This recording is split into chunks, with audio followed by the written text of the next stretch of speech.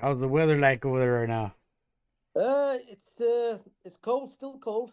It's cloudy, cold. Try turning your phone to the side. Sorry. Oh, one second, 1 second. Yeah, I just want to see if the screen winds up. Okay, nah, go ahead, put it back. Okay. All right, we'll be going on here pretty soon.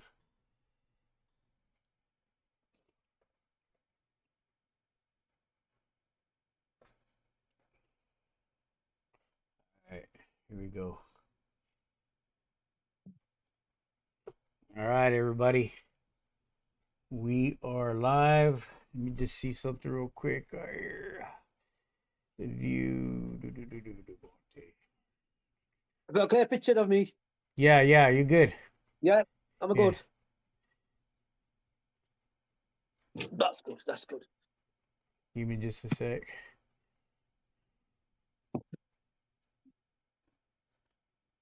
All right. All right, everybody, welcome back. Welcome back to another show right here in the podcast, the roll call. I want to thank everybody that's watching us, tuning in, and just I'm very thankful to have everybody tuning in. Today's guest, we got Majid Hussain, right? Did I pronounce it right? Majid, Majid Hussain. Majid Hussain. With a Majid J. Hussain. Um, all right, so Majid, could you tell us a little bit about yourself? Where you fly Yes. from? I fly from Bradford, north of England. Uh, and it's called Bradford, a small town called Bradford.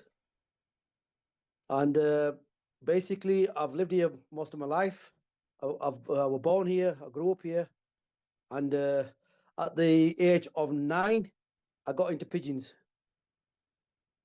Okay, And 8. Okay. yeah, And so okay, so tell us a little bit like your culture. Where'd you start flying from? basically, I started flying pigeons at the age of 20, but it was more like for a hobby. I didn't really get into competitions. I was a club member, but I was just like a ring member. But I didn't really have the time to compete in competitions due to the fact of my job. It didn't give me the free time to spend with my rollers. So unfortunately, I just kept pigeons as a hobby and just enjoyed them for myself. Really, I'd go on the odd occasion to watch some competitions here and there, but I never got into it myself up until about 6 years ago when I become self-employed and I had more spare time on myself to get into rollers. Nice. And And at the and same time, I just want to mention it was down to my two nephews who spend a lot of time with my pigeons, and they basically manage my loft. okay. Where were you from? Bradford? Bradford, yes, And it's north of England. north of England, right? And Yeah. and I've heard that like George Mason says, location is very important. And I heard you don't have the best location to fly your pigeons, but yeah, you're doing very good. Yes, I mean I've got a terrible location. I live in terraced houses, and there's terraced houses to the left, to the right, and I do tend to miss a lot of breaks because when they go past the terraced houses, it's hard for the judge to follow them, and therefore it's difficult to mark them. But at the same time, when I'm training my young uns, I seem to lose a lot of young birds due to the fact of where I live. Yeah. So so whose birds that you what family of birds that you decide to go with to start your journey within the Birmingham Rollers and competition? Yes, I started off with George Mason's pigeons. I personally went down to see him, me and my nephews, and I obtained some birds off George Mason, and I worked with that family for about just over 2 years, and I was quite successful at club level. But then, for some reason, I got in touch with my old friend John Walness, and there was a liking with his birds, and I've ended up with his strain of birds. Yeah. What about those birds that you get a liking of? Uh, well, what I found was with the John Walnuts birds, I seemed there was more temperament in the birds. They were easy to settle, you know, whereas the George Mason birds, they tend to be very erratic. They have their own minds at play at times, and I was losing a lot of Mason birds. To be fair, a lot of Mason birds. Whereas the Walnuts birds, I feel I can settle them quite easy. They're quite tame, and I'm done well with them. To be honest with you. I'm not. I don't quite remember. I think I did meet you when I went over there to England, and you know, I one thing that I was amazed of that you guys have a big community within like your guys' culture within the Birmingham roller, just like over here. You know, we have the Spanish speaking Asians, blacks, whites. Yes, Over there, you absolutely, guys got a big absolutely. community, and you know what? I got invited to a couple of your guys' homes and visit your loft. To the point where you guys made a buffet and all sorts of food, and I always find that very, you know, tranquil to be able to get invited and experience different things, within the hobby, and I gotta say that I respect that from you guys over there. Absolutely, absolutely. I mean, hospitality is number one for us down in North, and especially in Bradford. When we feel that, people are coming out of town visiting us, it's nice to, put some food out, put some drinks out, and it just gets everybody together, and it becomes, very a good friendly atmosphere, and therefore it's nice to invite people over, have something to eat, chat about rollers, fly rollers, and enjoy the day. That's what it's all about, enjoying the day. Yeah, that's right. That's right. And And as, and go as ahead. people in Bradford, we've got big hearts. Yeah, There's a lot of lads in Bradford that've got big hearts, and they always go out their way to you know, welcome people to their houses. yeah, yeah. That's nice. That's nice. And so let's talk about your birds. What kind of loft setup do you have? Do you have a walk-in loft or kit boxes? What does it look like? Yeah, basically, I've got a 10 by 6 loft, and it's got a breeding section with 10 boxes in there, and it's got 2 kit boxes to the side, and then I've got a further kit box outside. So I've got a small loft. I operate from a small loft because I believe in quality, not quantity. So Nice. therefore, I just want to breed the right amount of numbers that I need, and it's easy for me to manage them birds. Yeah. And sometimes it seems the more you have room, the more you want to bring in, and it's just never enough. You know what I mean? Absolutely, it's never enough. And then you got to spend all day, flying 3, 4 kits, and it's just mental. If you want to focus on a couple of kits, then believe me, you can get it right for winning competitions. Yeah. So how many? I know a couple of lads in Bradford.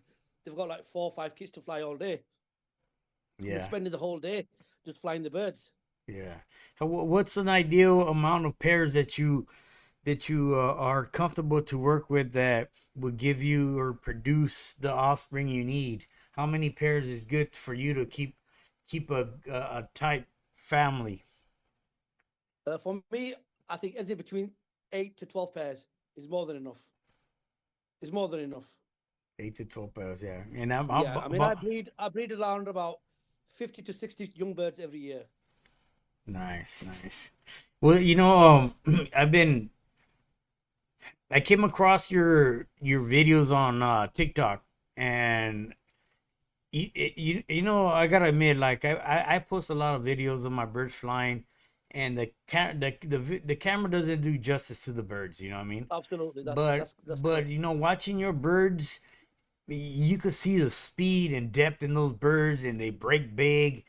Um, talk to us a little bit of how do you maintain those traits and I mean those birds right there are what I mean if they look that good on camera, man. I mean those birds are something birds that everybody wants. You know what I mean? How do you maintain Absolutely, that? You know what I mean? Jerry. For me, I'm quite lucky because I have 3 sets of eyes on them pigeons. Me and my 2 nephews. So there's always 3 of us watching them birds quite closely. And it's all about watching your birds. I mean, I know a lot of friends in Bradford and elsewhere. where they spend the time cleaning the lofts out, doing other things, and not watching the birds. It's all about watching the birds, watching the strain in the air, and any bad traits, you need to notice them. You know, you got to be very fine with watching your birds every day from Yeah. start to finish. Yeah. And How what do I'm you looking for, how what I'm looking for in them birds is obviously the depth of the roll, the quality of the roll, and most importantly, is the kitting. That's number one priority. I've got to make sure that that kit is kitting first before they start coming onto the roll. Yeah. Yeah.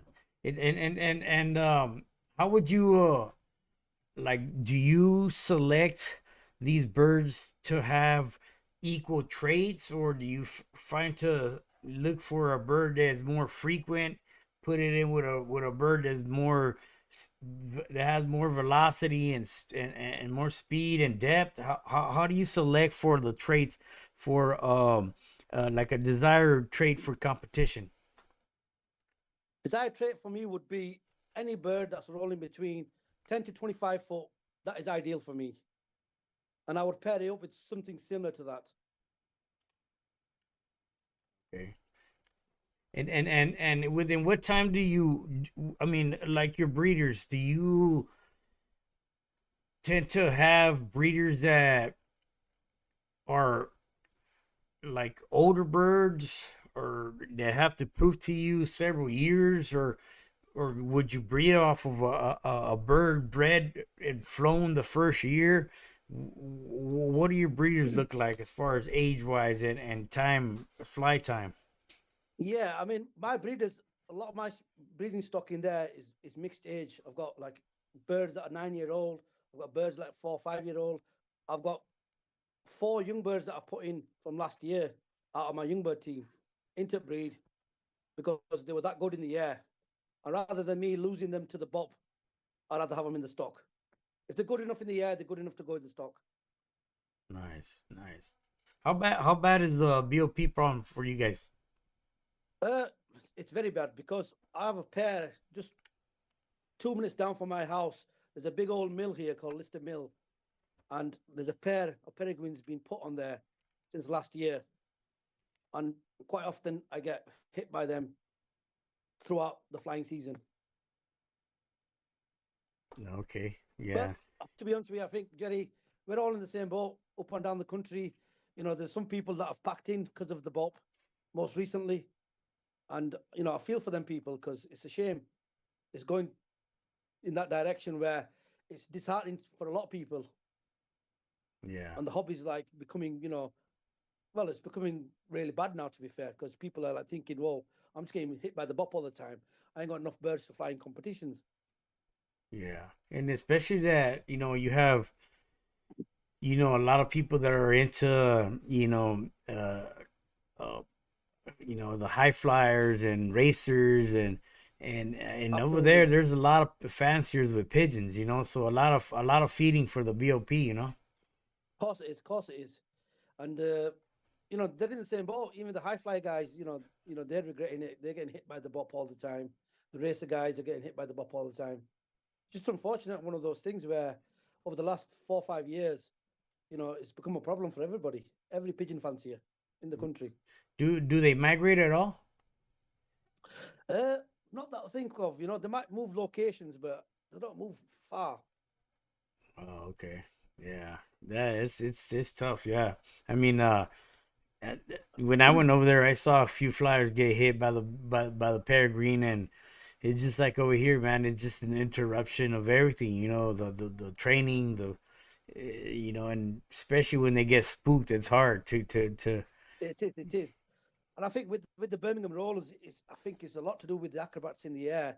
I think that just gets them excited. The BOP, just gets excited seeing the Birmingham Rollers spinning. Yeah. When does your breeding season start over there? Uh, a lot of the people start in, I think it's back end of November, so coming up to Christmas. And then I put my pairs down was just after Christmas, around about the 26th of December, Oh, okay. Nice. and then it goes on till about April. It just depends how quickly you can get your young birds bred and out of there into the kit boxes. And how do you basically prepare your youngsters to be ready to go out and fly, and what kind of like fly program do you give them? Do you fly them every day? What's your method for them?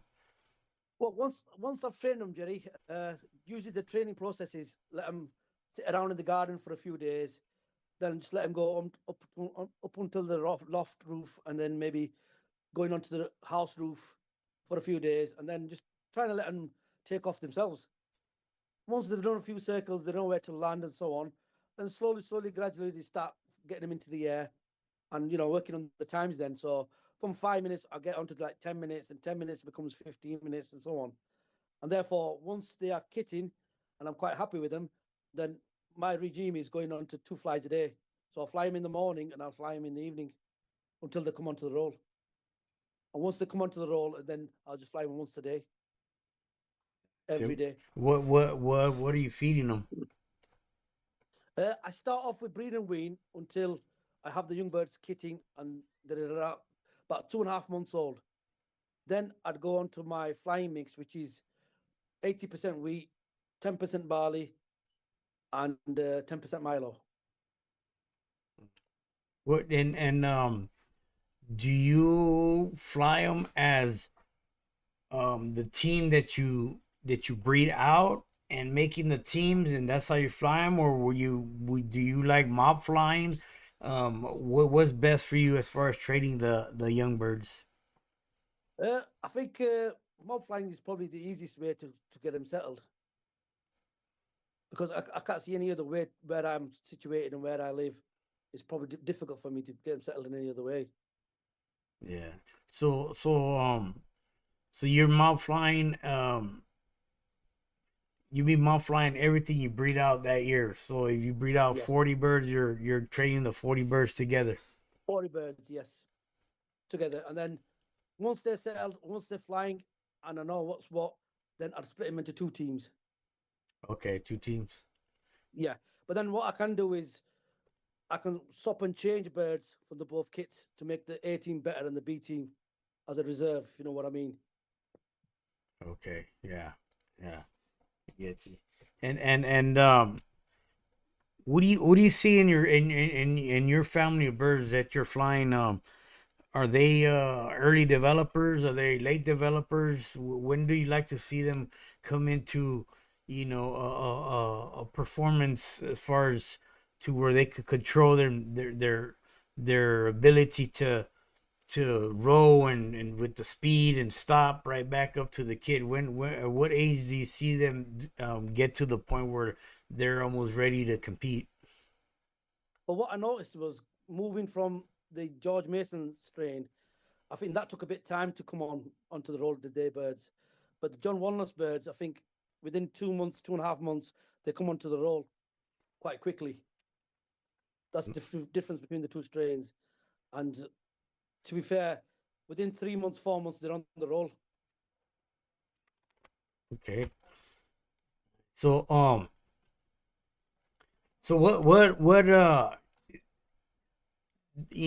the majority of your birds that you have right now, do you see them to where their depth is like a nice separation, or what's the average depth on those birds?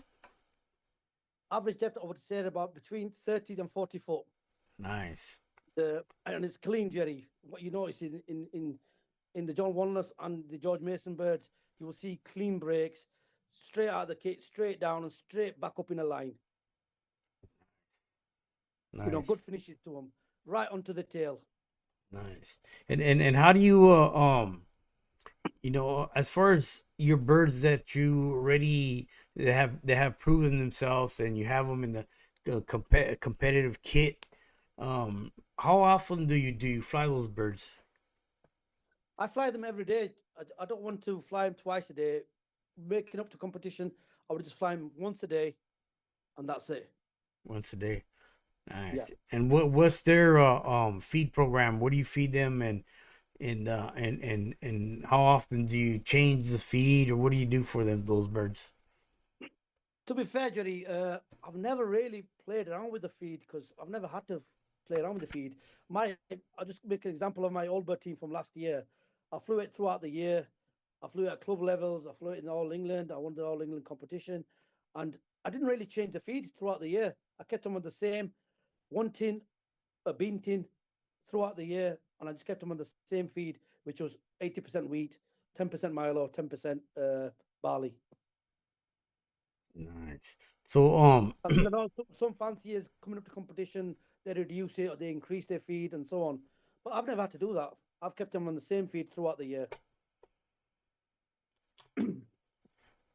yeah, yeah, you know that I like to do that. I've tried it, and I've tried breaking them, and that could only come, end up to problems, and to fixing that problem is where it becomes, pretty hard. You know what I'm saying?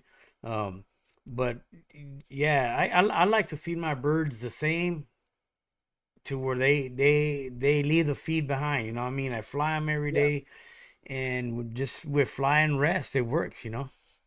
yeah, because I know there's a lot of fanciers up and down the country, and their feed days, half a tin or three quarters of a tin coming up to competitions. But I just keep them on the same feed that I've kept them on throughout the year. Yeah. And to be fair, they perform on that throughout the year. Do you rest them at all prior to a big fly? No, I don't believe in resting them because the athletes, the more they fly, the better condition they're going to be in. Yeah, yeah, that's true. That's true. And what about flying them? With different. Do you fly them males and cocks? I mean, cocks and hens together, or do you prefer flying the hens separate from the cocks, or which ones do you find that are better than each other? Are the hens better? The cocks better? What do you focus on? I focus mainly on hens, but I've always flown a mixed kit. I've never separated the cocks or the hens. And over my experience of 30, 40 years, I've always noticed that the hens seem to roll better than the cocks. Okay, Yeah, that's yeah. A lot of people have different preference on that, and of y- course, of course. but it's just a matter. How do you if you keep them together, do you see that it becomes a problem, or do you separate them? How do you? Uh, to be fair, Jerry, you might get the odd ones pairing up here and there. But to be fair, in a kit box, they ain't got room to lay eggs, or if they do lay eggs, they're just going to drop it into the dip tray at the bottom. Yeah, Therefore, it hadn't really bothered me over the years whether they're pairing up or not pairing up. When they're out in the sky, they're still all performing to the level I want them to perform at. yeah, yeah, And sometimes I think if there's cocks and hens mixed together, it keeps them happy, it keeps them occupied, it keeps them, proud, it keeps them buzzing around. yeah, yeah. Makes sense. Yep. Yeah, and you recently did pretty good last year, 2025, right? You took the old bird um within the All England Roller Club fly. Yes, absolutely. Yes, I did. Yes. So tell us a little bit about that fly, man. What was your score on that, and pretty much, how was that put together, man?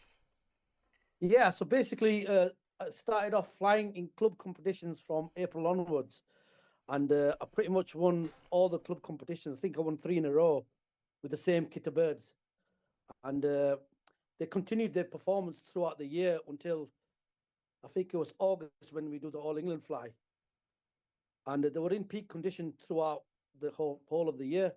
And when I had faith in these doing well because they'd done well at club level in Bradford. So therefore, I knew that this team would score good points, but I didn't know that I'd probably win the fly. But I knew I would do well. Yeah, And I think they scored me 168 was my total points scored. And nice. I had a big crowd out here. Dino Foster, Cole Bailey was the judge, Phil McKenzie, A lot of the Bradford lads turned up. A lot of the lads out of town from Peterborough, Ilias, a couple of other lads came down to watch my kit of birds that day, and Nice. they didn't let me down. They put in a good performance. Yeah, that's good. That's good.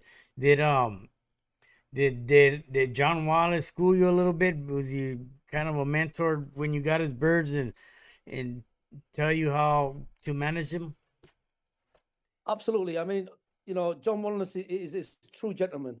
He's one of the guys who would help you a lot. He's helped me a lot by all means.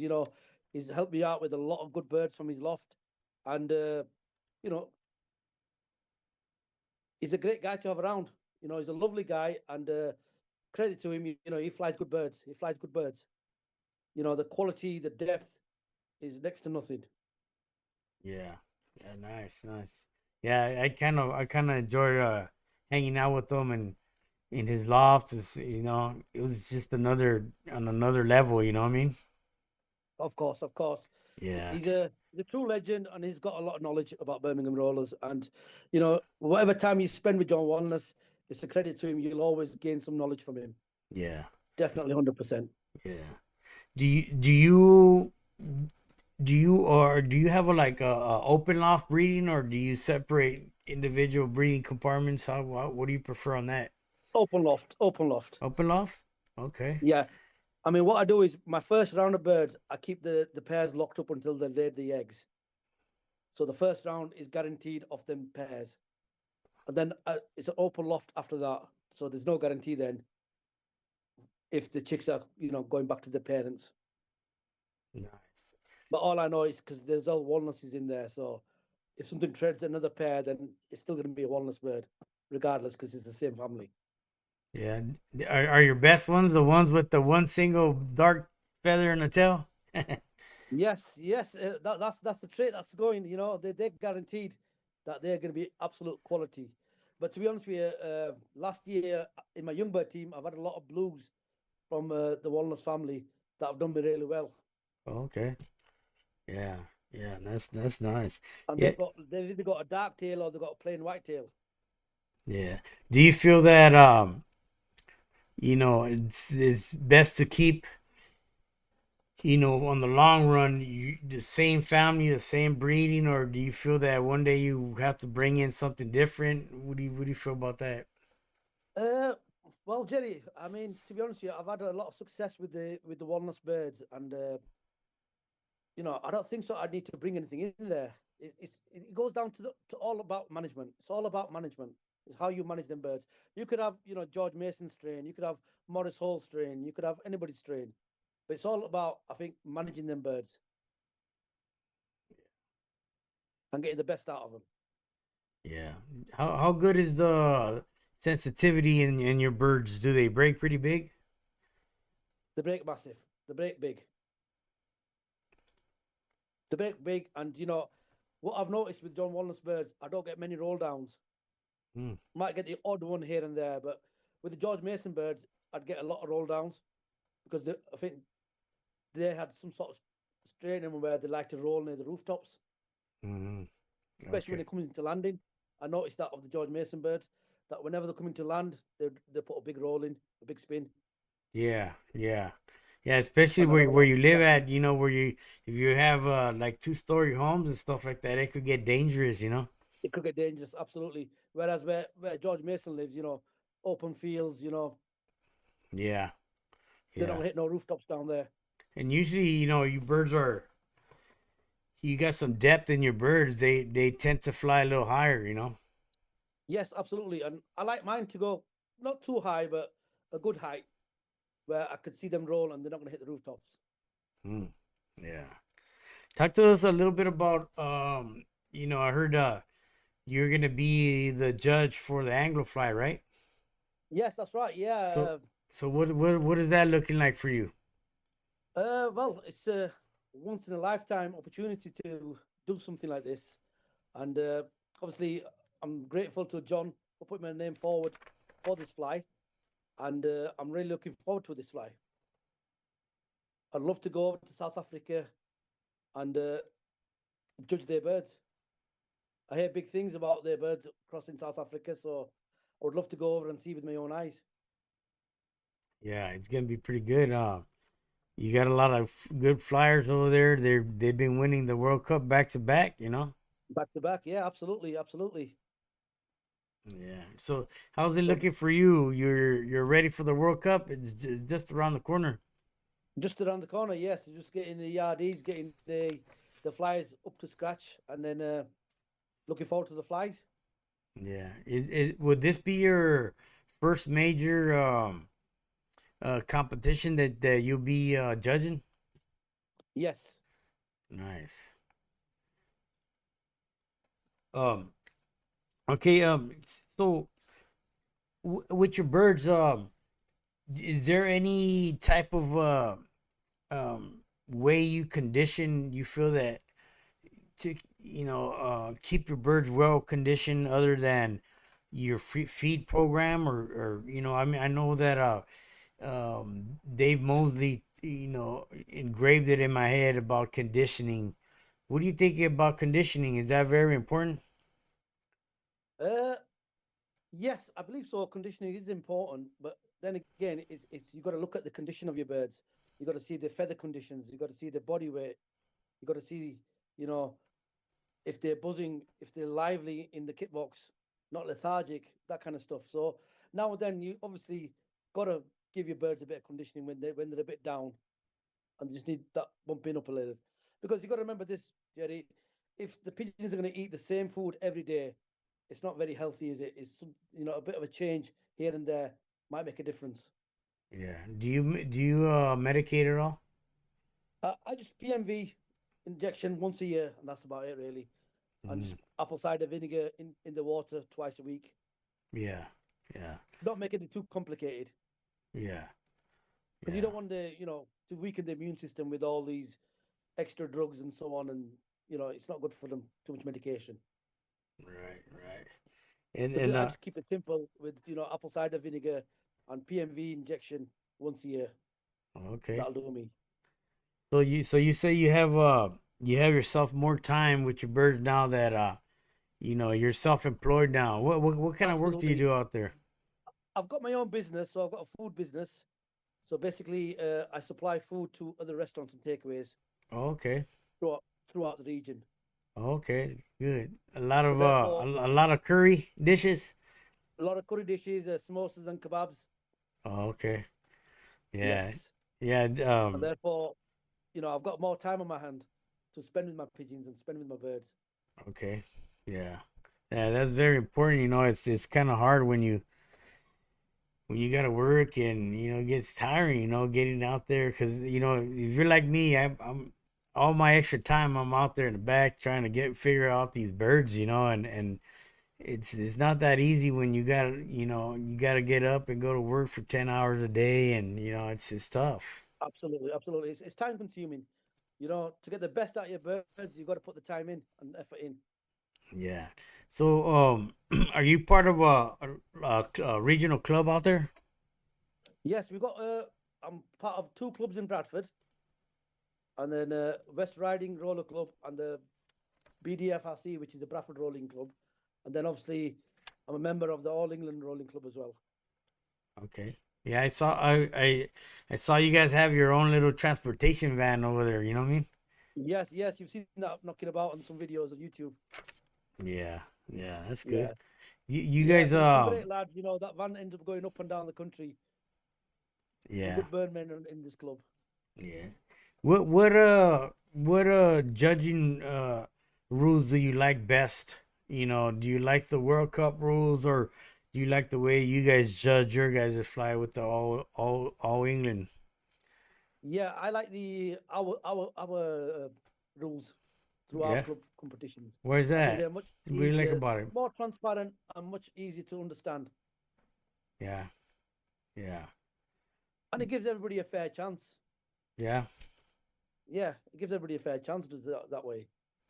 Yeah. Yeah. You don't have worry about multipliers and stuff like that. You know what I mean? Absolutely, absolutely. It just makes things complicated. I think the simpler it is, it's much easier to judge everybody's kits, and then I think it's complicated when you go multipliers, this, that, the other, and it's just time consuming. Yeah. Yeah. I mean, it's like I mean, when your birds are deep enough to score and more of a quality performance, whether or not you got to add multipliers or not. I mean, it's just obvious. The best kit that's going to be out there is going to be the more, the kit that it has more quality and depth to it. Absolutely, absolutely, I agree with you. Yeah, yeah. So that's good. So right now, what's your first fly coming up for the year? We're going to start with the club flies, which will be back end of April. It'll be the yearling flies, and then we'll go into May, and hopefully back in the May we'll have the World Cup, and Oh, then going into June we'll have our all bird flies and any bird flies. yeah. And so how many kits you say you have to put up 4 kits? I have 2 kits at this moment in time. Okay, good. Yeah, and then I'll have 3 kits once I've got my young birds settled and flying right. Okay, nice, Yeah, nice. So what is your nephews, they're on game. They know how to prep your birds, get them ready for you. absolutely, absolutely. I mean, to be honest with both of my nephews, they spend a hell of a lot of time with the pigeons. Yeah, They'll okay. probably spend more time with them than I do. Oh yeah. Yeah, credit to them, and they're very close to John Wanless, them too.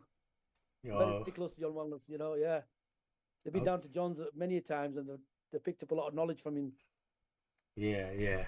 I'm not sure if I end up if they flew. Did you fly when I was over there? I think I did, yes, but I don't think I was here. I think I was abroad. Oh, okay, Yeah. okay. I got it. Who? What are the names of your nephews? Zishan and Danish. Okay, nice, Yeah. nice. Yeah, I had a really great time going over there and getting to know all you guys over there. It was pretty good. Okay, I see one of your nephews is on here too watching. Yeah. All right. Yeah. He'll be on there. So, He'll but get upset if I don't give him a mention. oh yeah, yeah. You got to give them the props. You know what I mean? They put in the Gosh, work. gosh, gosh. Yeah. So They're putting the work. They're putting the work. They're putting the effort. I mean, to be fair, a lot of the lads that fly up and down the country, they've always bumped into my nephews because they've always seen them about, so they know him quite well. Oh, okay. Yeah. Yeah. Do you Even though I take all the credit for it, but I think they put all the time and effort into oh it. To be honest with that's good. you. That's good. Do you prefer what color patterns do you have in your family of birds? I mean, is there a certain color that you feel that does better than the other as far as like reds or blues? uh, Jerry, to be fair, I think for me, I think it's the checks and the blacks that the black and whites that do the best for me. Okay. Yep, and it's and unfortunately last year I had a lot of blues that were doing really well for me. So it's a funny pattern sometimes. Sometimes you can breed a lot of checks or a lot of blues, and the checks might be better than the blues, or vice versa. Nice, nice. Yeah, that's And with John's birds, a lot of them are checks, black and whites, dark checks. You know, you get an odd brown, a self red here and there. okay. Yeah. Yeah, well, it seems like you're getting very recognized, within the hobby over there. You're starting to do things. What are some of the you know uh, uh gains that you've done so far, other than did good last year? I mean, what are you trying to win the World Cup one day? What are you aiming at? Oh well, I'm aiming to do well in the World Cup. Obviously, to get through the qualifiers and get to the finals. I mean, obviously, one step at a time. That's my future ambition of getting to the finals. Unfortunately, in Bradford, we don't have many flyers for the World Cup. Therefore, we only have one qualifier. We just Okay. managed to scrape like 7 flyers. And Yeah. it's a shame because you've only got one qualifier out of seven. Whereas the Middlesbrough region, they could have three because they have 20 odd flyers. Yeah. Yeah, that's So it gives that three people. It gives three of them a chance in the finals. yeah, that's the only downfall on that, huh? You just some regions have um a better chance, you know. Absolutely, absolutely, absolutely. Yeah. But obviously, that's what I'm working towards. And you know, I'm thinking if I get anywhere close to a World Cup finalist or European Cup, somewhere near there, then I've achieved something big. Yeah. Yeah, that's good. But winning the All England was a massive achievement for myself. It was not just myself. There was two of the lads from Bradford who won the Young Bird, Mark McCrory, a big mention for him, a Yeah. top flyer in Bradford, and the other Salute. lad called Sean Crooks, who won the Yearling Fly in Bradford. So Bradford did the clean sheet last year. Magical achievement, Yeah. and credit to them two lads as well for doing really well. Yeah. I see that Ray, you're on here, but I don't see you or I can't hear you. I don't know what's the deal. There he comes. Hey, What's going on, Ray? Hey Ray, you all right? hey, you guys, see you guys. Hey, Yeah. good Yes. interview so far, man. Good interview. Sorry I'm late, but had a No. No, few you're things. all right. You're all right. Yeah, Never So too late, Ray. Never too late. yeah. my Yeah, this is my Majid Hussain. He's from England, and he's just doing real good and coming up in the roller hobby and he has some fast deep pigeons. Something that we all look to have one day. You know what I mean, or have or want to keep up. yeah. But Majid, what nice to meet you. What Nice to what meet you. family are you flying? Is it something Currently, you I'm flying created? John Walnuts's family. I'm flying currently. Okay, okay. Prior to that, I flew George Mason's family for about 2 to 3 years, Uh-huh. and then I moved on to John Walnuts's family. But I felt more comfortable with John Walnuts's family because they were better birds to handle, easy to train, Mhm. and phenomenal quality in them. I just fell in love with them. That strain. Well, obviously they're great. I mean, you've done well with them so far, and that's fantastic. It's a good start is very important. Um, when did you change over from the other birds to these?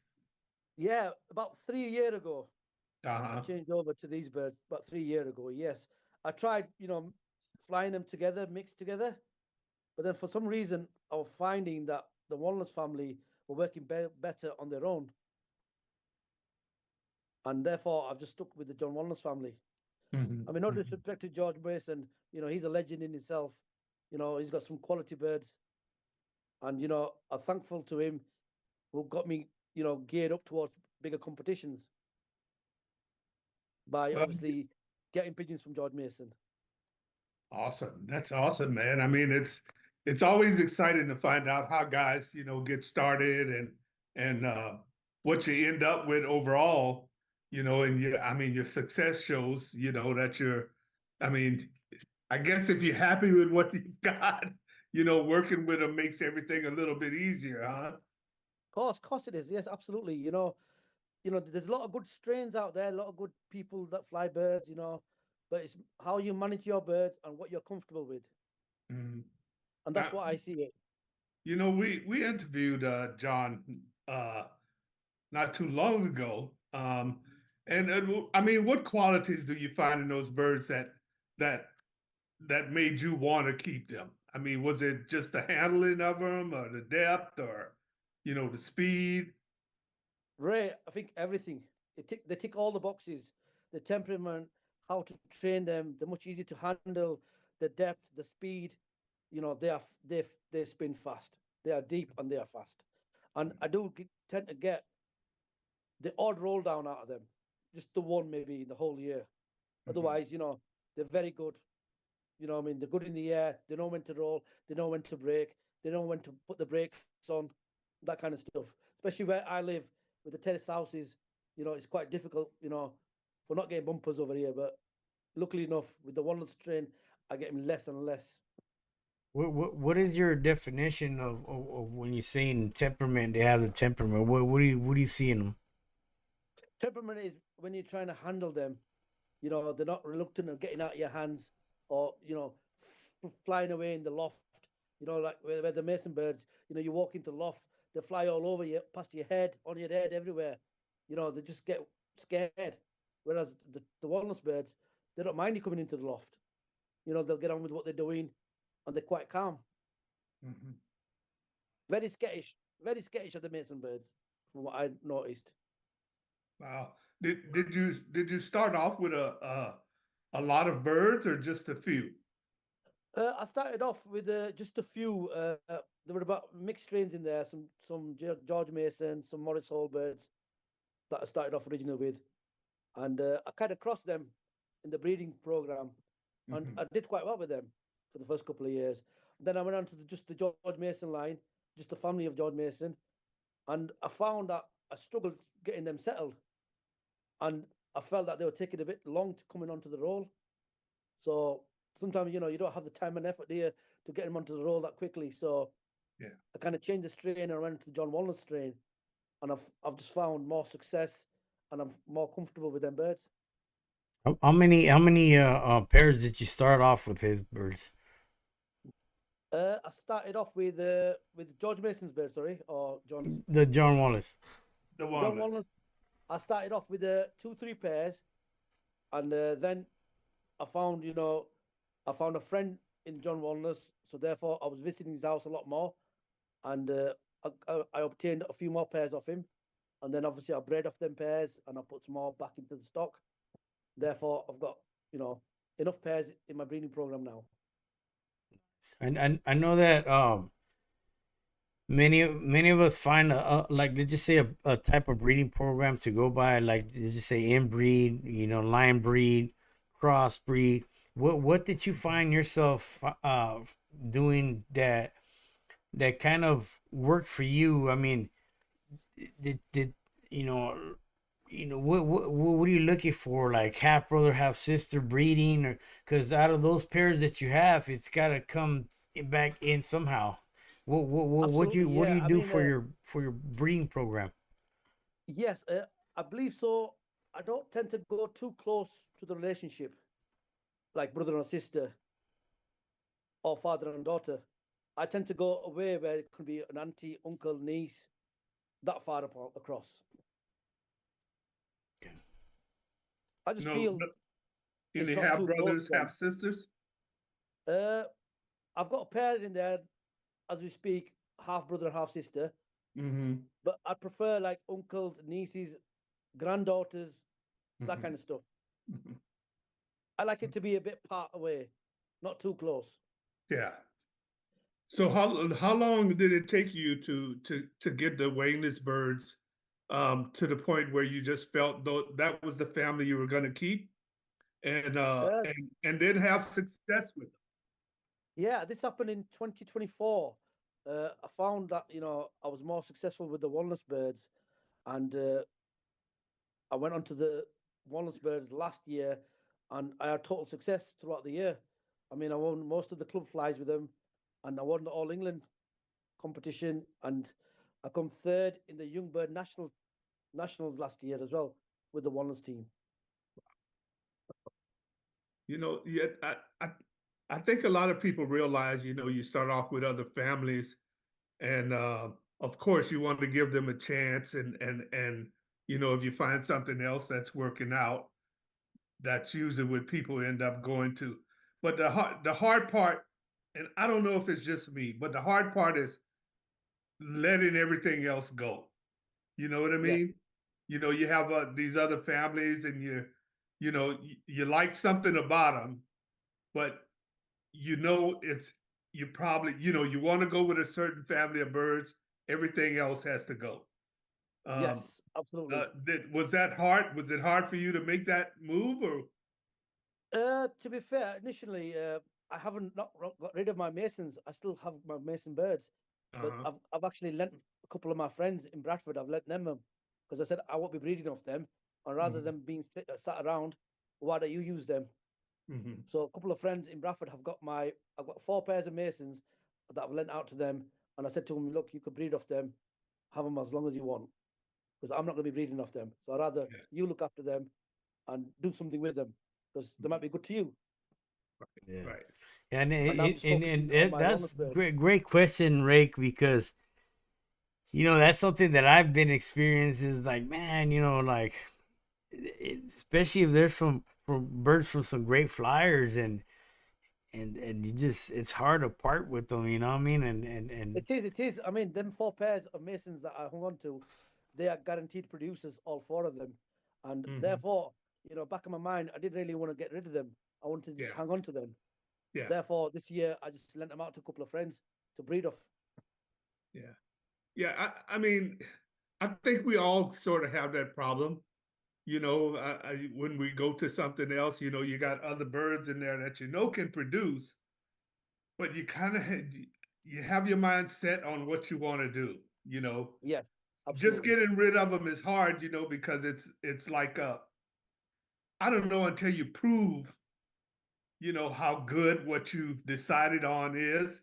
It's hard to just say, okay, I'm getting rid of everything else, Yeah, or even you know, uh, I mean, it was a good choice by you to let somebody else use them.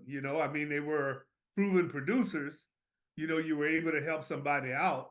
You know, yeah, but sometimes you don't have that option, and then the only option you have is, look, I have to get rid of them. You know what I yeah, mean? yeah, You yes, know, yeah. and I think we all sort of go through that. The other thing I'm curious about is I think we've talked about this before, right?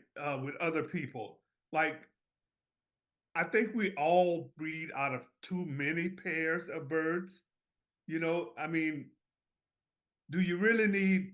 I hear guys say they have 20 pair, put together. Now they may be related in some way, but I often ask myself, I mean, does anybody really have 20 pair of birds that produce well enough to keep them around when you may only have 3 or 4 pair that are producing good pigeons for you, and those are the ones that you should be concentrated on. You know, maybe everybody else becomes fosters or something. I don't know. yeah, What do you think about that? I mean, do you think Right. ultimately? I know a lot of people that have got 20 pairs and they're breeding off them. And, you're absolutely right. I think sometimes people just get carried away with how many pairs they've got in their loft. I mean, Mhm. I've got 10 pairs in my loft, but I've used 3 pairs as floaters because I know the pairs that produce all the time for me, I want more chicks out of them pairs. So there's 3 pairs in my loft that are just, bringing up the chicks for me and nothing else.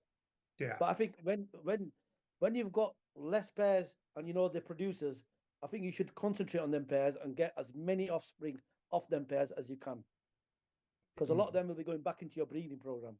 yeah,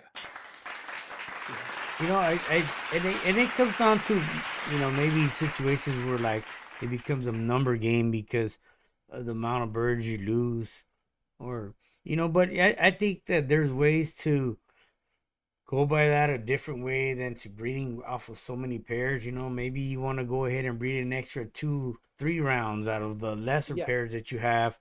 And mhm, but it's like I said earlier, sometimes it goes to where you allow yourself to get to the point by by having so many breeding compartments, and you want to fill them up. Hey, George Mason's calling. Just a minute. Let's see. Yeah, George. Hello. Oh, I think he butt dialed me. I talked to him earlier. What's going on, George? Uh, yeah, but you know what I'm saying? It's that's why, like, with my new loft, I designed it to where there's no way that I could fit in more. You know what I mean? What I yeah, have, it's gonna be what I have, and if it don't fit there, then it don't belong there. You know what I'm saying? yeah, yeah, absolutely. And Ray, I'll be honest with you. A lot of people, mix and change pairs so often, and I'm quite reluctant on changing pairs. I think if you've got a click pair that produces good offspring for you, good rollers in the air. Why change it? I don't Okay. understand why change it. Nice. So you'll keep going with a click pair. Click pair, always, always. Because that click pair, how many years are they going to produce for you? Yeah, You want to get as many good birds out of them as you can. yeah, Yeah, yeah. It that's makes good. sense. I That's mean, good. even the way Jerry. I mean, Jerry's doing the bull system. I don't know if you're still doing it, Yeah. Jerry, but you're using fosters. I mean, it just overall, when you think about it, especially if you've been around a little bit, when you think about it, your best pairs are what you should be concentrating on.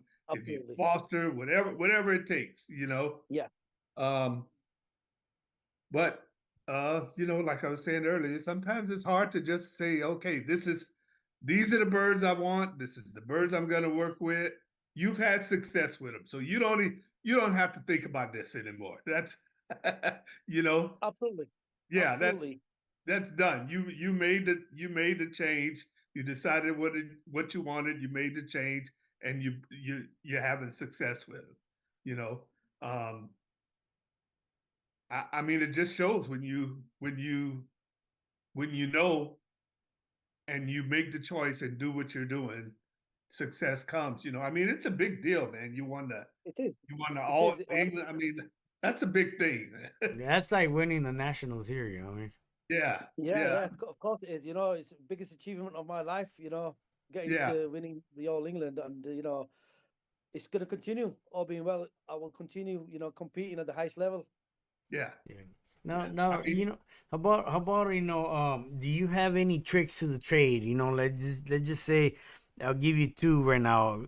Um, if your birds are flying too high for whatever reason, is there a way that you could bring them down whenever you want to bring them down, or let's just say if the birds are constantly on one wing, and do you have any methods that you could share with us? Like what kind of what do you do in those situations? I think a lot of this, it goes down to the weather conditions. I think a lot of people think, oh, they're going to one wing, or I think it's a lot to do with the weather. Like George Mason would tell you, the weather plays a big part in Birmingham Rollers. And luckily for me, where I live is quite high up, and my opinions always get that bit of uplift. And I think that gets them into breaking well as they're climbing up. But I think going back to the weather conditions, if my birds are flying too high, then basically I'll have to put them a bit down on the how much food they're eating. So if they're a bit weak, a bit hungry, they might not tend to go that high. So you said they do not tend to go that high when they're a little bit No, weaker. no, they won't go that high when they're weaker because they're not going to seem to go that high when they're weak. They want to fly low because they won't fly for the full time either when they're weak. mhm. Yeah, nice. I mean, I look at the time, anything between 30 minutes and 40 minutes is enough flight time. I don't fancy him flying any longer than that. Okay. How about That when that's you the average time I get out of my birds when they fly. how about when you're getting out of like a lockdown? Do they tend to build up weight, and how long does it take to get them back into that their fitness or whatever? Well, to be honest with you, Jerry, I've just got mine out, my old bird team out after 5 months of lockdown, and a lot of them are still very heavy on their wings because they're overweight. I've had a few that have like come out of the loft and gone up in the sky and had a bump or rolled straight down because they've been locked away for so long. But I think even putting a bit of depurative on them and trying to get the weight down, that helps a lot. Okay. But I think it'd probably take them a couple of weeks of flying regularly to get conditioned back into where I want them to be. Yeah. So you kind of try to get them back to where they're lean, right? Yeah. But I think it's a horrible thing to lock pigeons down. I think I'm never happy about locking them down, but unfortunately, with the Bop and the Sparrowhawks, you know, we have to Mhm. do. Otherwise, we will lose a lot more birds. Mhm. But How I'm a firm how believer in not locking them down because I feel, it totally, puts them down really badly with regards to their health, with regards to how they roll. Yeah. How roomy are your kit boxes? How big are they? The kit boxes are, I would say, 4 by 4 foot by 2 foot, Hmm. Okay. and I don't have more than 20 birds, 22 birds maximum in that kit box. Okay. Mm-hmm. Mm-hmm. Yeah. And luckily for me, I've got a couple of spare kit boxes at my nephew's as well. So when I split up the cocks and hens, I always shift them over there. Oh, okay. Then I've got a bit more room at my house. Okay. Yeah. Nice, nice. So and they're inside the shed, right? Yes, yes, Okay. Pretty good. Kind of typical English style, right? Your yes, your absolutely, kid boxes on absolutely. the inside. Yeah, Similar to John. Is it similar to John's? yeah. His loft is a lot John? bigger than mine. Mine's just a 10 foot by 8 foot. Uh-huh. Uh-huh. Yeah, That's pretty decent size though. 10 by yeah. 8. I mean, for that's just your kid birds. No, that's my breeding side and kit birds. Oh, okay, breeding Yeah, and kid yeah, birds. yeah. Two Okay. section. Yeah. So how many kid boxes do you try to fill every year? Just three. Just three? Yeah. Yeah, yeah. Well, that's probably all you could get away with flying, right? Yeah, absolutely. I mean, to be fair, like I told Jerry earlier on, it's all about, the quality that you produce, not the quantity. Mhm, Because mhm. more quantity you have, it starts playing with your mind when you got too many birds to play around with. It's like, flying so many kits, you can't concentrate on a certain kit or certain birds, and then, it messes with your head all the time. Whereas when Yeah. you got a few kits to play around with, it's like my old bird team now. I've had it assembled about 3 years ago, 4 years ago, and now I'm in a situation where I can take, two, three birds out of there and put two, three birds in there and just keep it going and just keep it going. Mhm. Yeah. How You know, how how old are those kibberts? I mean, your uh, yeah, your my main. team that won the All England, the oldest birds in that kit, but I think there was two that were from 2001, so nearly Okay. 4 or 5 years old. Mhm. Nice. Nice. And the rest were younger. Younger yearlings, Uh-huh. yeah, most of them were yearlings. The rest of them, Yeah. Nice. So Well, it's pretty hard to keep a older team where you're at, right? yes, absolutely, yeah. I mean, from 26 birds, I think I've gone down to about 21 out of the old bird team because some of them mhm. I put away in stock because they were that good. I didn't want to lose them. Yeah, yeah. So But I think I don't. it's easier to fly the old bird team. Once you've got a core of a good 19 to 20 birds, then you could take a bird out, put a bird in, and work on that team. Mhm, mhm. So I guess there's something to be said about because you were mentioning earlier, that you were flying both the Wanless and the Masons together, and you found they just worked better overall as a group if it was Yeah. one family flying separately. Yes. Um, and you think it has something to do with the connection between the birds? I mean, they think more alike or they eat similar. I mean, what do you think that causes that? Yeah, I think it's the eating patterns because they're totally different compared to the walrus birds and the George Mason birds. Hmm. And it's like I said, the temperament's totally different. The Mason birds are very skittish, whereas the walrus birds, they seem to be very, very calm. Hmm. And I just think that with the Mason birds, their sense of humor is a lot less than the walrus birds. You know, they they're very difficult to train. Very difficult to train on the Mason birds. Hmm. Whereas the walrus birds, I've never really had an issue of settling them. I settle them quite easy. Hmm. Hmm. And you know what? And we always tend to do something a little different. Like John Wallace says. That after flying them and getting ready to peek them out, they kind of deteriorate a little bit, and he gives them peas. Loads them up with peas. Yes. You said you don't change the feed. No, I've never changed the feed. I've been successful with my feed down here. But like I say, John feeds his, just peas, and he's kept them on peas for a long time. Hmm. But if that method works for him, then that method works for him. my method works for me, so I'm happy with my method. Yeah. Yeah. Well, I mean, it's tough. Like I've seen your videos, and man, they look good, man. They look real good in the videos. But I could I don't know. At least for me, when I put up a video and my birds are looking good, it's not like that all the time. You know what I mean? Yeah. When I'm filming, I run into when they're doing good, I run inside, grab my phone, and boom, because it's not like that all the time, man. Yeah. Majority of the time, they're not on their peak. You know what I mean? Yeah. Yeah.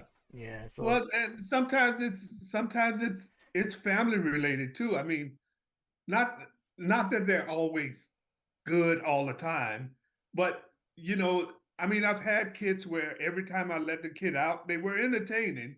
They weren't always scoreable, but they were entertaining. They were yeah, fun to watch. that's another thing too. It's like I wanted to point out, like, this hobby is not all about competition. It's not like, No, you put up a video. Like me, I put up a video, and I get comments like, oh, you know what, that was waterfall, or that was they're rolling from the back, or that was more right, individual. right, I'm not trying to put up a video and say that they're 100% competitive all the time, because I like to enjoy to see a Yeah. fast one on its own. Or it doesn't matter if there's a delay, three come and then four come. But I like to see the style of the spin, what I mean, the depth. And a lot of times that's what we want to show. I mean, if not, this hobby should not be competitive all the time. I mean, we got to No, enjoy the absolutely, birds. absolutely, Jerry. Absolutely, yeah, Jerry. And the main thing is you've got to enjoy the birds and yeah. enjoy watching others' birds as well. I love going to other people's houses up and down the country and seeing other birds. You know, it's fascinating to see other people's birds and how they're doing. Well, sometimes I think people don't realize, that I mean, you're flying the birds every day, and sometimes you just get an individual performance, but you get to see those individual birds that are good. You get to pick those out and move them to kits, and then try to see how they work together as a group. Because some birds don't always just let it go. Yeah, When they're out. absolutely. And some birds do. Um, I'm going to tell you a quick story. I may have told the story before that made me realize something that I hadn't thought about. That was years ago, but I had Rick Shaney had asked me to come and judge, and one of the guys in Rick Shaney's group club was a guy named Gary Barris, and Gary lived, man, another 3.5 hours away from Rick, so we had to drive out there. And I go out and to the guy's house, and he lets the birds out, and they're kind of sloppy, a little loose, and I'm thinking, oh man, and for some reason I can't remember why this happened, but 3 weeks later, 4 weeks later, I went back to the guy's house and judged those birds. Same freaking kid was phenomenal, totally Yeah. phenomenal, blew me away. Yeah. And I had to ask, I was like, damn, are these the same birds? And he said, yeah, I mean, I didn't take anything out or put anything in. And it made me realize that you cannot go to a person's house once and make a determination on Yeah, how good birds are. You yeah, you can't do it. Not one time, Yeah. maybe not even two or three. You, I think if anybody knows how good they are, and this is where you have to be honest with yourself, is you. I mean, you're under them every time you put them up. You yeah, know, Yes, absolutely, absolutely, yeah, yeah. absolutely. So And I think one of the worst thing is when I see fellow colleagues complaining that the birds are on one wing. That's depressing. That is because yeah, when that happens, it really disheartens the flyer yeah, because you know they don't yeah, see anything in the air. The birds are just going round and round in circles, and they just stay on that one wing and not performing, and that really disheartens a lot of people. And yeah, yeah, luckily for me, I've never come across that issue where I live. So that's yeah, why I don't know if it's because of the weather or whether the wind prevails in this way or that way. I don't know what it is. But yeah. luckily enough, I've never had that situation where my birds have been on one wing Yeah. in the many years I've kept them here. Yeah. And you know what? I'll be honest that if I was to tell you this is how I feed the birds and this is what you need to feed the birds to get them on peak, man, you know what? I'll be lying because I have to do different stuff almost every time that I get them going. You know what I mean? It's not ever the same, and sometimes I can't even understand because I did the same thing 2 weeks ago and they're on, and now they're not, and it's just tough, But it's about being in the ballpark of trying to figure things out. You know what I mean? Yeah, And absolutely. but I don't know, man. But it's management is big, big. Big and Of course it is. I mean, I've seen conditioning, understanding it. my nephews, when the kit comes down and they're feeding it, they will go and check every individual bird in that kit box to see how much is eaten. Because there's some Mhm. slow eaters in there.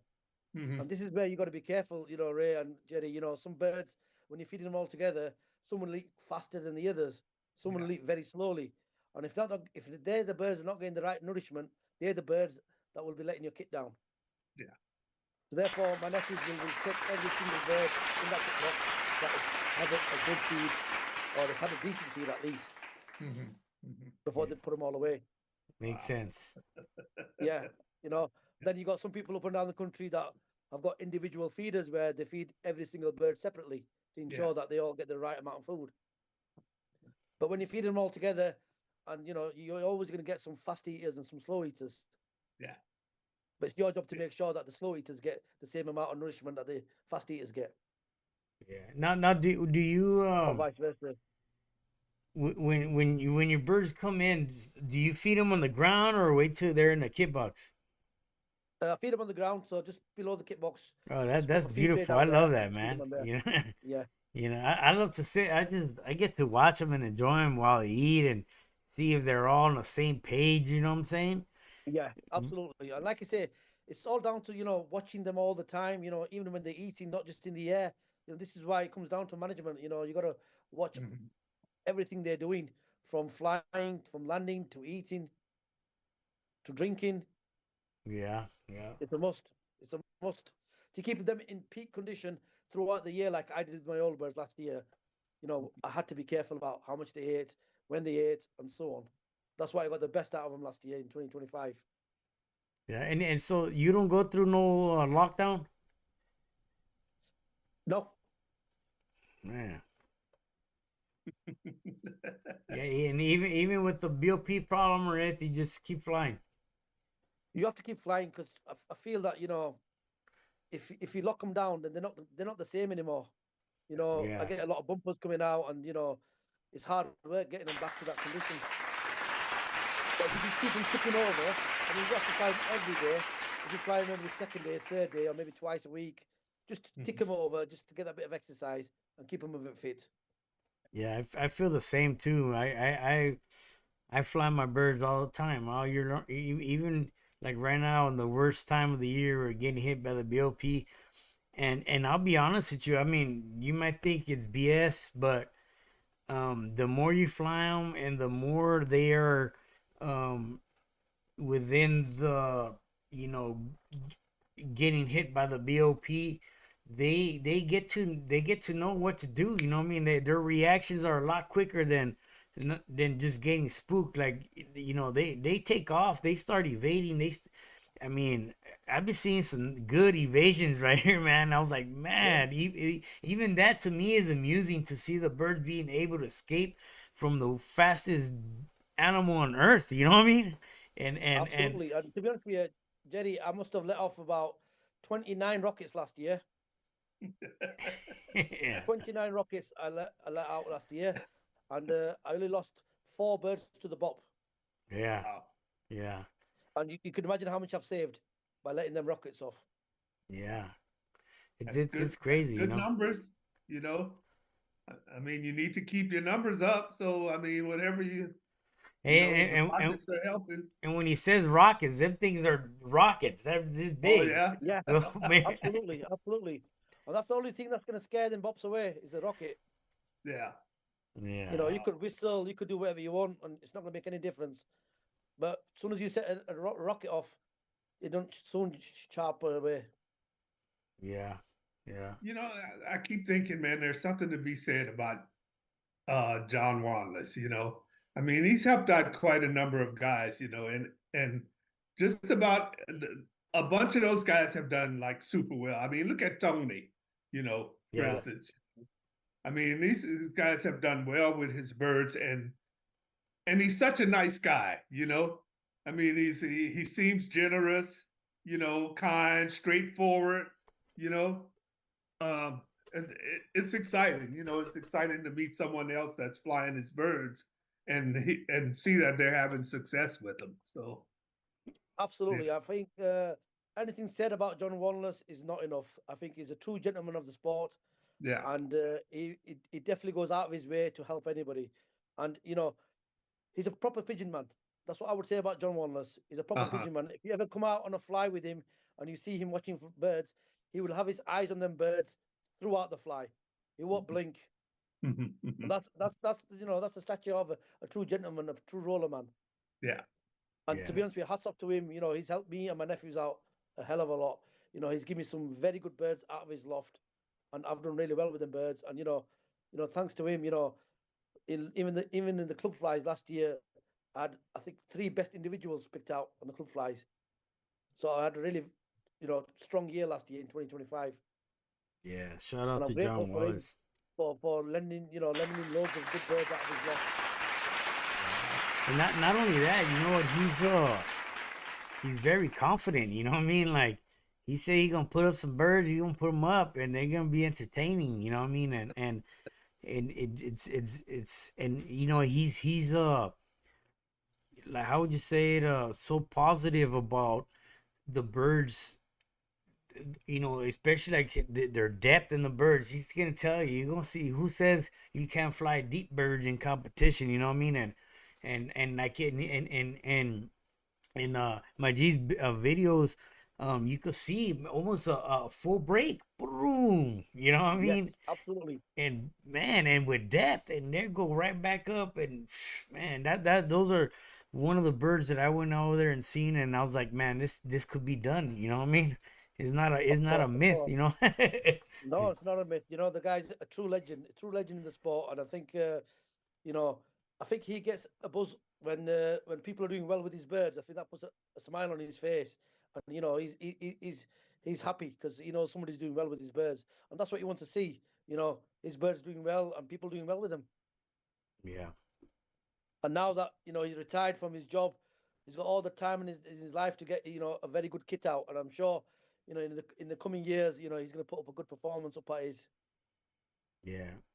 that's Well, what that's that's what's fantastic about it, man. You're flying against some pretty high quality, you know, guys that are flying great birds too. So, you know, when you do well, it just makes it even a bigger deal, you know, because you're not flying against uh, uh, weak competition. I mean, the guys you're flying against, they're tough, you yeah, know. They're tough. Oh yes, I mean, to be fair, this year when I won the All England, I was up in the top, with people like Darren Deacon, Danny Mhm. Pico, the top flyers, and to get anywhere close to them, you've achieved something.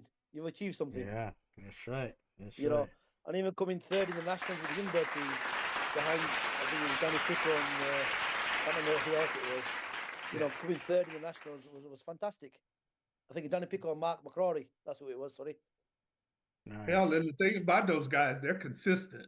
You know, that it's consistent. not. Yes, Yeah, I mean that's a hard thing to be in this hobby. You know, I mean they're consistently, you know, up there at the top. up So there, Yeah, absolutely. And if you're getting close, those guys if you're know. getting close to them, then yeah, you're doing something right. yeah, for Yeah, sure. yeah, and You know, they know that what they got to put up there is got to be top quality, like straight up. top You know what I quality, mean? So absolutely. they They work they set hard the on there. benchmark, them lads. Yeah, Yes, they set the benchmark, and it's for you to beat them. And if you're getting anywhere close to them, then you're doing something right. You're on the right track. You're on the right track. yep, yep. Sounds good. But Right on, man. So do you have any advice for, guys that are, just getting started or guys that's been around for a while and I mean, what I suggest is obviously go up and down the country if you're a new beginner, and go have a look at a lot of pigeon fanciers and see what you like Mhm. personally. That's what I think. I mean, if you don't go up and down the country, you won't find top flyers or the strain that you're looking for. So it's Yeah. good to like go around on maybe competition days, or all England is an ideal competition where you can travel for a few days and go and see some good fanciers up and down the country. Mhm. And Mhm. obviously, try your family of birds, and persevere and see how you get on with them. Some people, I think, they expect big things within the first year, but I think it takes some time to get Yeah. to that level. Yeah. Some people want results within the first year. Oh, but I've gone out and paid so silly money for these birds, but they're not doing it for me. It doesn't quite work like that. You got to get your breeding program right. You got to get your birds right. You got to get the management right, the feed right. There's so much to do before you're getting to a level where you're going to be competing with the very best in the country. Right. Right. There's no doubt about it. It takes time, Takes when you time. It takes time, but you've got the George Masons, the John Wanlesses, Dino Foster, Danny Pico, Darren Deacon. You got loads of top flies within the country. Joey Macken. I could go on. Mark McCrory from Bradford. I think he's one of the lads that has done incredibly well over the last few years. mhm, Yeah. And yeah, even in my club fly, I said if I've beaten Mark McCrory in my club fly, I have achieved something. Yeah. yeah, Yeah. right on. That's That's how I good. see it. Yeah, he definitely You know, he definitely knows what he's doing. You know. yeah, phenomenal flyer. He's up there every year, and if you're going to beat him, then you achieved something, and you've done something well. Yeah. Nice. So you got yourself going to South Africa. You're gonna be judging over there. Who knows, man? Maybe here in the near future, man. By the way your birds are looking, you might be judging the world, man. Yeah, I mean, it's a start for me, and it's my first real opportunity where I'm judging, and it's abroad as well. And I've always fancied, going abroad to see pigeons abroad and how they perform abroad, because I've seen a lot of videos, Jerry, of pigeons, in the US, in South Africa, and so on. But I see that the trait in when they break is a bit different to the UK birds, because Mhm. our breaks are a bit different because they're straight down the line and they're straight back up. Whereas overseas, I see a lot of birds, when they break, they're going to different directions. They're squirting this way, squirting that way. I don't know if you've noticed that, but I've seen it Yeah, a lot in the videos. yeah, Yeah. yeah. Yeah. No, But it's then I true. think to myself, it's strange because a lot of the pigeons have been imported from England that have gone there. But why are Yeah, they performing differently there and not differently here? It's yeah, strange. yeah. You But know, it's it could be sometimes it could be different. Like you guys would pretty much never get to where the heat that we receive out here. You know what I mean? yeah, And sometimes absolutely, it makes our absolutely. birds fly too low. It's hard for them to elevate. It's just there's different things that we have to go through, and you guys have a different, more of a colder, cloudier, windy environment. You know what I'm saying? Yeah, Yeah. absolutely, So absolutely. this is different everywhere. You know what I mean? But I think that once you figure them out, then you're able to manage those birds, and Of prevent course, of stuff course. like that from happening. Because I see it in my birds too, but it ain't something that I desire, but it's definitely something that I'm looking into taking away the traits, the Take it bad away. traits. Yeah, And you know what? I'm not a person that is gonna lie about what I have. I like to show everything that I have, whether it's good or bad, because that's just a way to tell people that it's not 100% all the time. You know what I'm saying? So yeah, in order to become good and have a good fly, you need to go through all the bad first. You know what I mean? And that's the only way I feel that one will understand what it takes to get to the very top. That's absolutely, funny. I was absolutely. just talking to a guy yesterday about the same thing. His question was about a bird that was really, really fast, had good wing position, deep, but it always came out the kid wrong, you know. Yeah. And he was saying, I mean, what do you guys do with birds like this? I have a theory. What part of it is, I think, is that a lot of us in the United States are flying mixed families, Mm-hmm. mixed families of birds.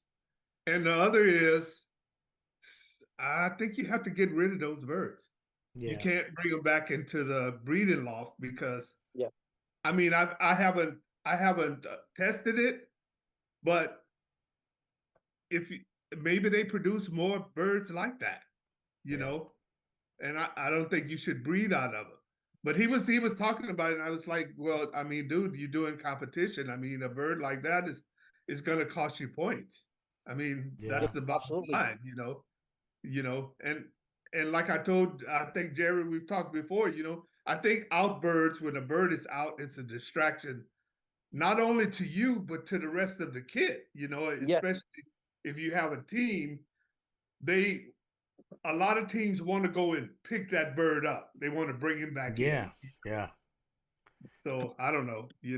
I don't Or they cause them to separate from the kid. You know what I mean? You have that bird attracting three, four birds, and now they make their own little kit here, and yeah. it's just disturbing. But you know what I mean? It's like you gotta watch out what you bring in, because if you have a very tight environment in your breeding loft where you ain't got too many birds, too many pairs to breed from, and you go ahead and bring this one bird that comes out the wrong way, or that's not a good kidder, then you're bringing that into the tight a family that you have. Now you breed four offsprings off of it. Now you have three more birds that are doing it. You know what I mean? Absolutely. Yep.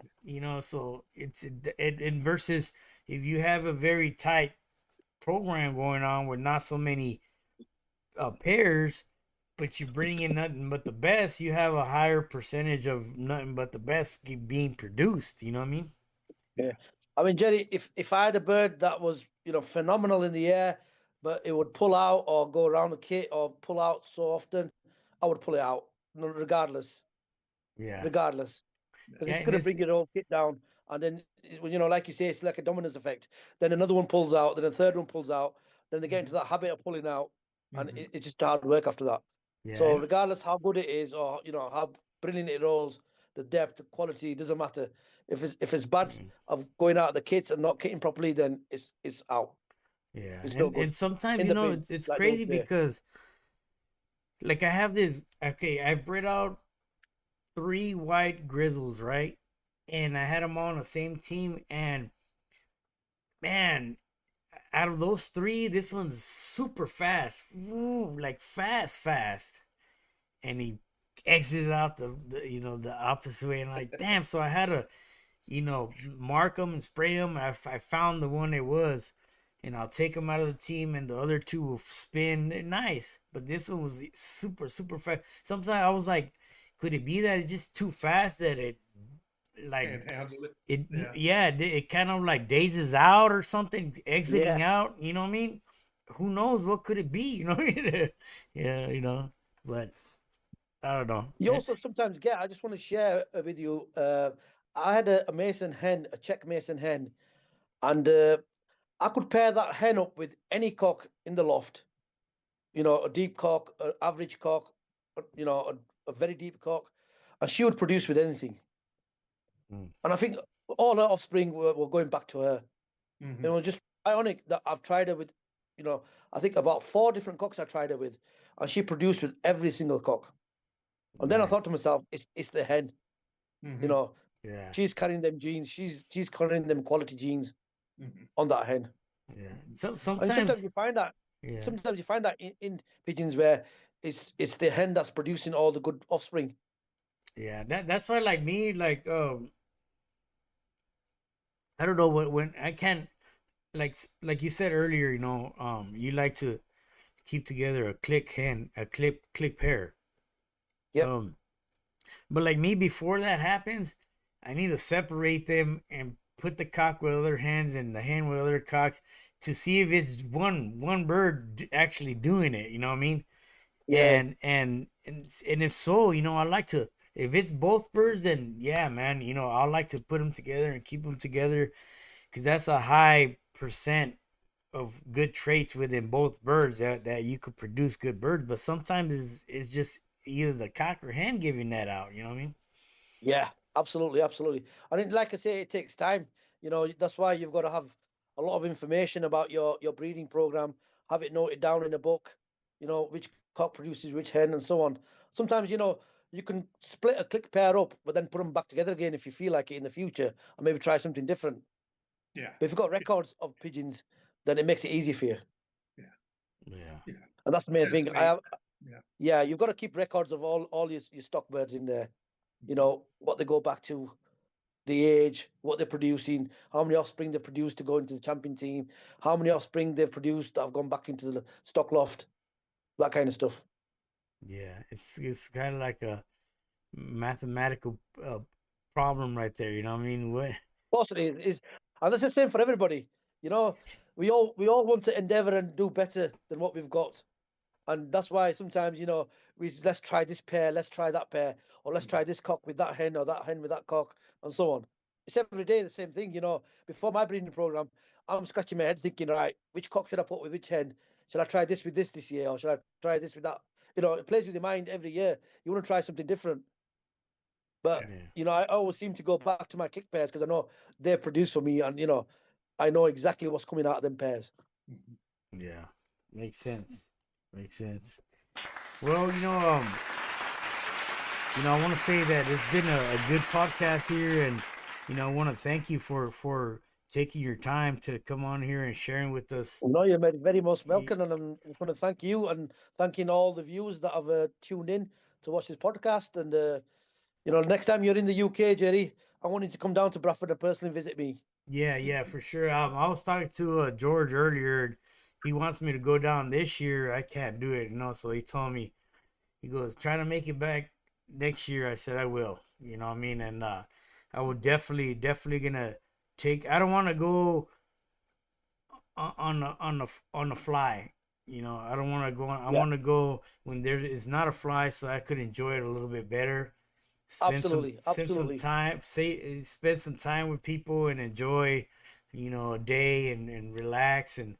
It was a lot going on when I went the first time, but this time I want to go and just lay back and enjoy and relax with people. Enjoy the Yeah. pigeons. Of course. Very most welcome in Bradford, and I'll look after you, Jerry, when you come to the UK.